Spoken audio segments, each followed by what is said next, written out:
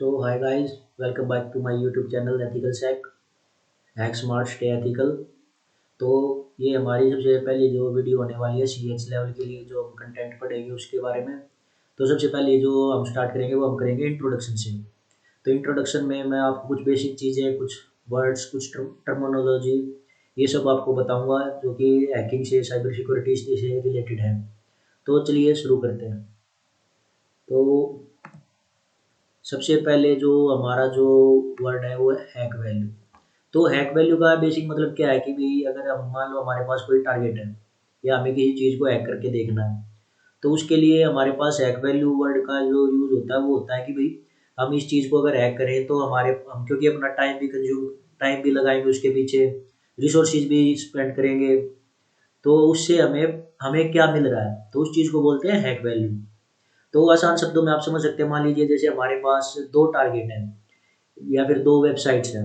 एक वेबसाइट पे हमें कुछ नहीं मिल रहा, ना कोई हमें नेम मिल रहा है, ना फेम मिल रहा है, ना कोई प्राइस मिल रहा है, या और दूसरी वेबसाइट है जिस पे हमें मिल रहे हैं 100, 200, 500 डॉलर एज ए बाउंटी अगर हमें मिलेंगे कि भी अगर आपने इसको एक्सप्लॉइट किया तो आपको कुछ ना कुछ आपको मिलेगा।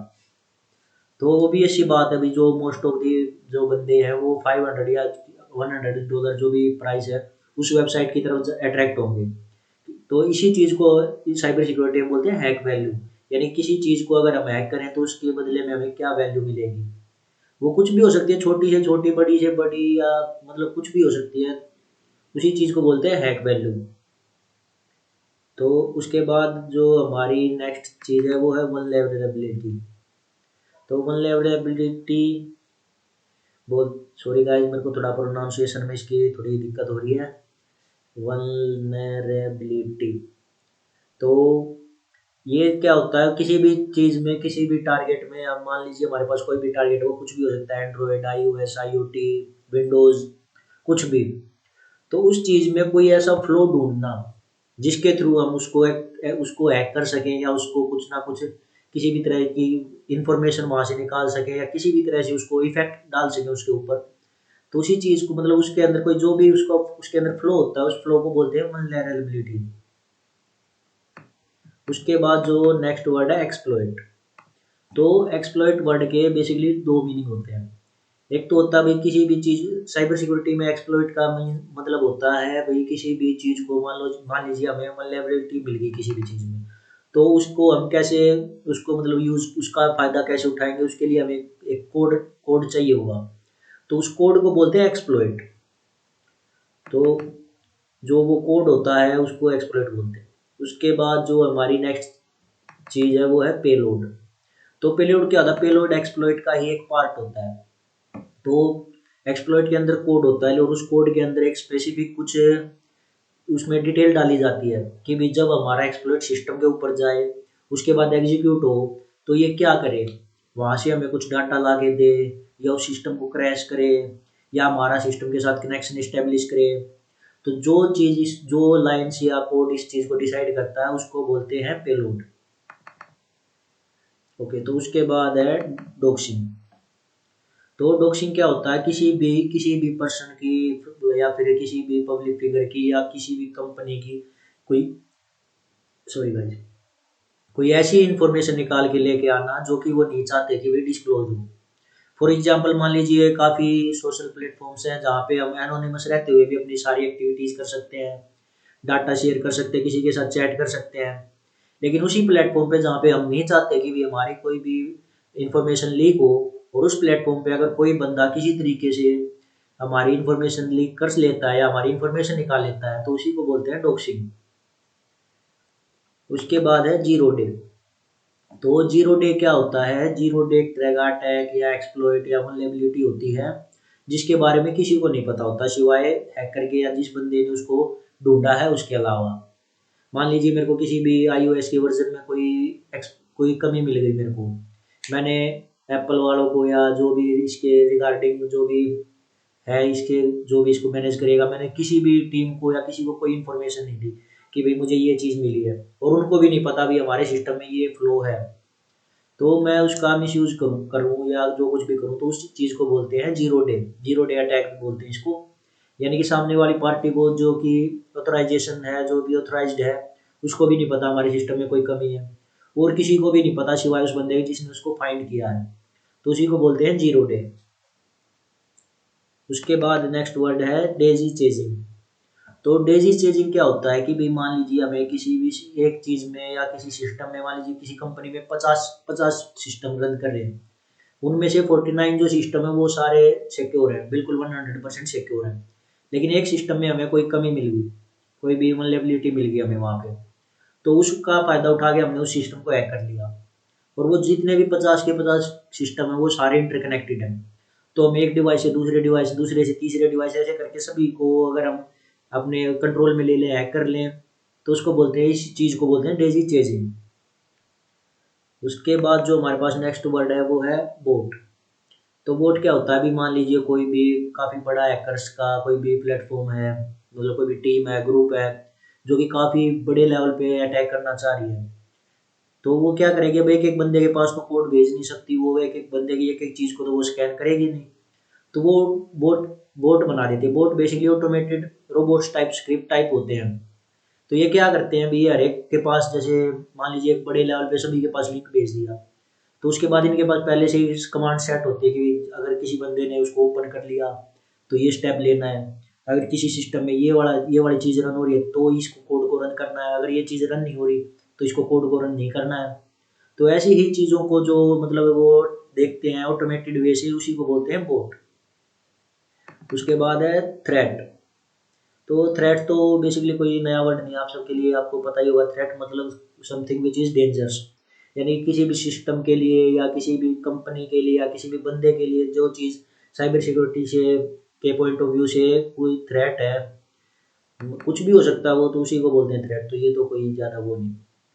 उसके बाद है अटैक। अटैक मतलब, अटैक बेसिकली एक सक्सेसफुल अटैक क्या होता है, तो एक सक्सेसफुल अटैक के अंदर तीन चीज़ होती है, गोल, वल्नरेबिलिटी और मेथड।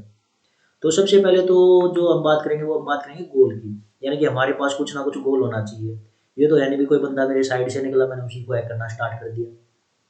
मेरे पास कुछ ना कुछ तो गोल होगा कि भाई अगर मैं किसी सिस्टम को हैक करूंगा तो मुझे नेम मिलेगा, फेम मिलेगा, कुछ प्राइस मिलेगा, कुछ तो मिलेगा। या फिर मैं उसका मिसयूज भी करने के लिए चलो कर रहा हूँ, तो कि भाई मैं इसकी पर्सनल इन्फॉर्मेशन निकालूंगा, उसका मैं फ़ायदा उठाऊंगा, यानी कुछ ना कुछ तो मेरा गोल है। तो उसके बाद आती है वल्नरेबिलिटी, यानी कि किसी भी सिस्टम में कुछ ना कुछ तो फ्लो होना चाहिए। अगर किसी सिस्टम में कोई भी फ्लो नहीं है, हर एक चीज़ अपने जो भी शेड्यूल से ऑटोमेटेड वे से बिल्कुल 100% सिक्योरली रन कर रही है, उसके अंदर मान ली मतलब 100% सिक्योर तो चलो कोई चीज़ नहीं होती, पर हमारे लेवल पे, जिस लेवल पे हमारी नॉलेज है उस लेवल पे हम उसको एक्सप्लॉइट नहीं कर पाए, तो फिर हमारा अटैक सक्सेसफुल नहीं होगा। बेसिक सी बात। उसके बाद मेथड। तो मेथड क्या है, मान लीजिए हमारे को किसी भी सर्विस में वल्नरेबिलिटी मिल गई, उसके बाद मान लीजिए हमें पता चल गया भी ये वाली सर्विस है, इस वाली सर्विस का पुराना वर्जन जो है रन हो रहा है, या फिर ये पोर्ट है, ये पोर्ट ओपन है जिस पे कि हम कुछ भी अगर भेजेंगे तो वो एग्जीक्यूट होगा। लेकिन उसके बाद मेथड क्या है, हमें पता भी तो होना चाहिए भी इसको हम कैसे एक्सप्लॉइट करें। मान लीजिए हमने पता लगा लिया भी यहाँ से हम इसके अंदर सिस्टम के अंदर जा सकते हैं, लेकिन हमें ये नहीं पता भी जाएँ कैसे।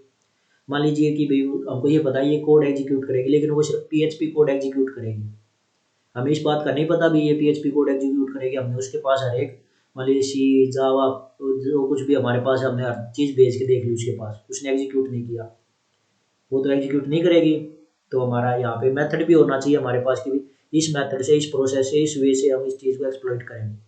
तो अगर हमारे पास ये तीनों चीज़ें, ये तीनों इन्फॉर्मेशन है, तीनों चीज़ों की नॉलेज है, तो ही हम एक अटैक सक्सेसफुल कर सकते हैं। उसके बाद जो नेक्स्ट चीज़ है वो है टाइप ऑफ हैकर्स, यानी कि हैकर्स कितने टाइप के होते हैं। तो बेसिकली हैकर्स होते हैं तीन टाइप के, white hat hackers, black hat hackers and grey hat hackers. तो व्हाइट हैक हैकर्स होते हैं जो कि अपना सारा काम एथिकल वे से करते हैं, किसी को हैक कर रहे हैं, किसी चीज़ को एक्सप्लॉइट कर रहे हैं, तो उसका वो सब अपना मतलब उसको जो भी उसकी रिगार्डिंग जो भी अथॉरिटी है उसको इन्फॉर्म कर रहे हैं कि भाई हमें हम आपके सिस्टम में ये फ्लो मिला, या फिर उनको पहले से ही उनके साथ उनको कुछ कॉन्ट्रैक्ट होता है कि भाई हमारे सिस्टम में आप फ्लो निकालिए, उसके बाद आपको कुछ भी पेमेंट या कुछ भी मिलेगा। उसके बाद होता है black attackers. Black attackers basically वो बंदे होते हैं जो कि किसी भी सिस्टम को मिसयूज करने के लिए हैक करते हैं, किसी पर्सनल इंफॉर्मेशन निकाल ली, किसी के क्रेडिट कार्ड की डिटेल्स निकाल लिया, किसी भी कंपनी की क्लाइंट्स की डिटेल निकाल ली, कुछ भी इलीगल जो भी काम करते हैं in the field of cyber security, उनको बोला जाता है ब्लैक हैट हैकर्स। उसके बाद है ग्रे हैट हैकर्स। तो ग्रे हैट हैकर्स बेसिकली वो लोग होते हैं जिनको कि भाई मान लीजिए कोई भी बंदा 9 to 5 जॉब कर रहा है, 9 to 5 एथिकल है वो, लेकिन उसके बाद घर पे आके वो कुछ ना कुछ इलीगल चीज़ें भी ट्राई कर रहा है। या फिर कोई भी बंदा है, अब मान लीजिए 2-4 साल 5 साल से बिल्कुल ही वाइट अटैकर है, लेकिन कभी कभी उसका दिमाग घूम जाए, वो किसी का अपने नोन का, गर्लफ्रेंड का, किसी का भी कुछ भी सिस्टम है करके उसके ऊपर ट्रैकिंग रख रहा है, उसके ऊपर नज़र रख रहा है, तो उसको भी हम ग्रे अटैकर की लिस्ट में डाल सकते हैं। उसके बाद मतलब बेसिकली मेन यही तीन होते हैं, black white and grey attackers. लेकिन उसके बाद ये भी कुछ टाइप्स हैं, जैसे स्क्रिप्ट किडिंग। स्क्रिप्ट किडिंग क्या होता है, कोई भी बंदा जिसको मान लीजिए ये नहीं पता भाई, मान लीजिए उसको कोई भी बना बनाया पेलोड मिल गया, उसने उठा के उसको पेलोड को रन कर दिया, किसी को एक्सप्लॉइट कर दिया, हैक कर लिया, लेकिन उसको ये तो नहीं पता भाई ये कोड कर क्या रहा है। उसको सिर्फ इतना मतलब है कि ये कोड है, ये मैंने भेज दिया और मेरे पास बंदे को मैंने हैक कर लिया। तो ऐसे बंदे को हम बोलते हैं जिनको जो बनी बनाई स्क्रिप्ट को यूज करते हैं, खुद उनके पास कोई भी नॉलेज नहीं होती, उसको सॉरी गाइस, उसको हम बोलते हैं स्क्रिप्ट किडिंग। उसके बाद आते हैं स्टेट स्पॉन्सर्ड। स्टेट स्पॉन्सर्ड यानी कि जैसे कुछ कोई भी गवर्नमेंट द्वारा स्पॉन्सर्ड जो हैकर्स होते हैं, दूसरी गवर्नमेंट, दूसरे स्टेट की, नेशन की जो भी इंफॉर्मेशन निकालने के लिए यूज करते हैं, गवर्नमेंट बेसिकली अपनी अलग अलग अथॉरिटीज होती हैं, उनके अंदर हैकर्स होते हैं, तो उनको बोलते हैं स्टेट स्पॉन्सर्ड हैकर्स। उसके बाद आते हैं साइबर टेररिस्ट। तो साइबर टेररिस्ट यानी कि जो टेरर फैलाने का काम करते हैं थ्रू दी साइबर फील्ड। यानी कि मान लीजिए किसी भी बहुत बड़ी कंपनी को हैक कर लिया उन्होंने, उसको मान लीजिए उससे रैंसम ले लिया, या फिर किसी बहुत बड़े एरिया का पावर ग्रिड है उसको हैक करके काफ़ी बड़े एरिया की उन्होंने पावर सप्लाई को कट कर दिया। तो मतलब कुछ ना कुछ ऐसी इलीगल चीज़ें जो करते हैं या टेरर फैलाने का काम करते हैं साइबर सिक्योरिटी की हेल्प से, उनको बोलते हैं साइबर टेररिस्ट। उसके बाद आते हैं सुसाइड हैकर्स। तो सुसाइड हैकर्स भी बेसिकली साइबर टेररिस्ट या ब्लैक हैट हैकर्स टाइप ही होते हैं, मतलब जिनको अपने अंजाम की नहीं परवाह भी। मान लीजिए मैंने कोई इलीगल काम किया, मेरे को पता है भी मैं ट्रेसेबल हूँ, मेरे को गवर्नमेंट या पुलिस या कोई भी अथॉरिटी आके मेरे को कैप्चर करेगी, लेकिन फिर भी मेरे को अंजाम की परवाह ना करते हुए मान लीजिए मैं लगा हुआ हूँ, तो उन्हीं को बोलते हैं सुसाइड हैकर्स।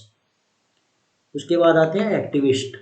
एक्टिविस्ट बेसिकली मान लीजिए ये भी एक साइबर टेररिस्ट या इस टाइप का कुछ है। उसमें क्या होता है अभी मान लीजिए किसी भी कोई भी ग्रुप है जो कुछ अपने जो भी विचार हैं, थॉट्स हैं, या कुछ भी रिवॉल्यूशन टाइप कुछ काम कर रहा है, वो चाहता है कि ज़्यादा से ज़्यादा लोगों के पास पहुंचे इन्फॉर्मेशन।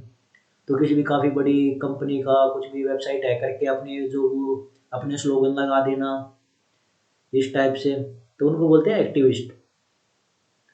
उसके बाद जो नेक्स्ट चीज़ हम डिस्कस करेंगे वो होती है फेज ऑफ हैकिंग। यानी कि हैकिंग में किसी भी हैकिंग के लिए किसी भी चीज़ को हम ये बोलें कि भी हमने इसको हैक कर लिया, उसके लिए क्या क्या सक्सेसफुल प्रोसेस होने चाहिए, हमारे पास क्या क्या काम जो है वो हमें करना पड़ेगा। तो सबसे पहला होता है इन्फॉर्मेशन गैदरिंग या फुटप्रिंटिंग भी बोलते हैं इसको। मैंने अपनी पिछली वीडियो में बताया था ये दो टाइप की होती है, एक्टिव एंड पैसिव, और आगे भी इसको डिटेल में बताऊंगा। तो इन्फॉर्मेशन गैदरिंग हमारा जो है सबसे बेसिक और सबसे क्रूशियल और सबसे इम्पोर्टेंट पार्ट होता है इसका। किसी भी चीज़ को अगर हमें एक्सप्लॉइट करना है तो उसकी हम जितनी ज़्यादा इन्फॉर्मेशन निकाल सकें उतना ही हमारे लिए वो बेटर होगा। तो इसी चीज़ को बोलते हैं इन्फॉर्मेशन गैदरिंग। हमारे पास उस चीज़ की जितनी ज़्यादा इन्फॉर्मेशन होगी उतना ही ईजीली, मतलब उतना ही आसान होगा हमारे लिए उसको एक्सप्लॉइट करना। तो उसके बाद आता है स्कैनिंग। तो इन्फॉर्मेशन गैदरिंग के बाद ये होता है हमारा दूसरा स्टेप।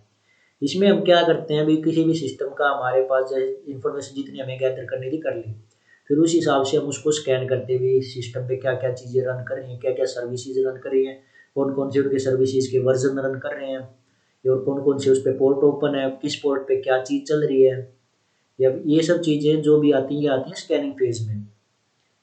उसके बाद आता है गेनिंग एक्सेस। यानी कि हमने इन्फॉर्मेशन गैदर कर ली, उसके बाद हमने स्कैनिंग कर लिया, स्कैनिंग के थ्रू हमें पता चल गया कि किसी ना किसी XYZ पोर्ट पे या XYZ सर्विस पे कुछ ना कुछ फ्लो है। उसके थ्रू हम उसको एक्सप्लॉइट करेंगे, उस चीज़ को हम उसका रिवर्स शेल लेंगे या कुछ भी करेंगे। रिवर्स शेल में ही मतलब बेसिकली गेनिंग एक्सेस को काउंट करते हैं। तो जो हमारा रिवर्स शेल लेना या उसके साथ कनेक्शन एस्टेब्लिश करना जो चीज़ है उसको बोलते हैं गेनिंग एक्सेस। उसके बाद मैनेजिंग एक्सेस या फिर बैकडोर। तो मैनेजिंग एक्सेस यानी कि मान लीजिए हमने किसी भी सिस्टम को एक्सप्लॉइट किया, उसको हैक किया, उसके साथ कनेक्शन बना लिया, लेकिन उसके बाद जो हमारा काम है, मान लीजिए वहाँ से डाटा अपने सिस्टम में फैच करना चाहते हैं, उसकी कुछ फाइल्स है उसको रिमूव करना चाह रहे हैं, लेकिन अगर हमारा कनेक्शन ही स्टेबल नहीं होगा तो हम उसको नहीं कर पाएंगे एक्शन को परफॉर्म। तो उसको उस कनेक्शन अगर हमारा मान लीजिए किसी कहीं पे भी कोड जाके एग्जीक्यूट होगा लेकिन वो कोड 10 सेकंड बाद बंद हो गया हमारा, तो वो स्टेबल कनेक्शन में काउंट नहीं होगा। तो स्टेबल कनेक्शन यानी कि जब तक हम चाहें उसके साथ कनेक्शन बना के रख सकें, या जब तक हमारा जो टारगेट के ऊपर हमारे को जो काम करना है हम वो काम करें, तब तक हमारा कनेक्शन बना रहे। उसके बाद होता है क्लियरिंग ट्रैक्स। तो मान लीजिए हमने किसी भी सिस्टम को, बंदे को, कंपनी को अगर हैक किया, और अगर उनको पता चलेगा, मान लीजिए वैसे तो हम एथिकली वे से करेंगे, मान लीजिए हम अनएथिकल वे से भी कर रहे हैं, तो उनको पता चलेगा भाई इस पोर्ट पे या इस सर्विस पे या इस बंदे ने हमारे पास कुछ मालवेयर भेजा है, पेलोड भेजा है, एक्सप्लॉइट भेजा है, कुछ भी भेजा है, तो वो सब हमारे को ट्रैक क्लियर करने होते हैं। यानी कि एक बार हमारा कनेक्शन स्टेब्लिश हो गया तो हमने जो जो उसके ऊपर फाइल्स भेजी थी उन सबको रिमूव करेंगे। हम देखेंगे भी कोई ऐसा पोर्ट जो कि नॉर्मली उस कंपनी का, जैसे कि मोस्ट कॉमनली 80 पोर्ट या 443 पोर्ट या कोई भी पोर्ट कंपनी के हिसाब से, कि भी ये पोर्ट तो इनका ऑलवेज ओपन रहता है, उस पोर्ट के साथ कनेक्शन बनाए ताकि उनको शक ना हो कि भाई ये तो नया पोर्ट ओपन हो गया। तो ऐसी चीज़ों को बोलते हैं क्लियरिंग ट्रैक्स। उसके बाद जो नेक्स्ट टर्म आती है वो आती है red teeming and blue teeming. तो हैकिंग में बेसिकली दो टीमें होती हैं, रेड एंड ब्लू। तो मान लीजिए किसी भी कंपनी ने अपने यहाँ पे 10 20 50 बंदों को साइबर सिक्योरिटी के फील्ड में जॉब पे रख रखा है, तो कंपनी क्या करती है टाइम टू टाइम ये चेक करने के लिए कि भाई ये बंदे, इनको हम पे कर रहे हैं, ये इसके वैल्यूएबल है, इसके लायक है या नहीं है। तो क्या करती है उनको चेक करने के लिए एक अलग से टीम हायर करती है कि भाई आप, वो एक मान लीजिए उनको टारगेट देते हैं कि भाई आपको इस सिस्टम पे अटैक करना है, और दूसरी टीम उसको डिफेंड करेगी। तो जो टीम उसको मतलब जिस सिस्टम को हैक करने की कोशिश करेगी या उस पर अटैक करेगी उसको बोलते हैं हम रेड टीम। और जो टीम उसको डिफेंड करने की कोशिश करेगी, डिटेक्ट करने की, उनको बचाने की, सिस्टम को सेव करने की कोशिश करेगी, उसको हम बोलते हैं blue teeming. Okay guys, so that's all for today. बाकी हम चीज़ें कल से हम अपना जो भी रियल लाइफ इन चीज़ों को जो जो मैंने आज आपको बताया इन सबको आगे धीरे धीरे डिटेल में भी पढ़ेंगे। तो बेसिकली ये था हमारा इंट्रोडक्शन, बेसिक चीज़ें जो हैकिंग के से रिलेटेड आपको पता होनी चाहिए। Thank you guys.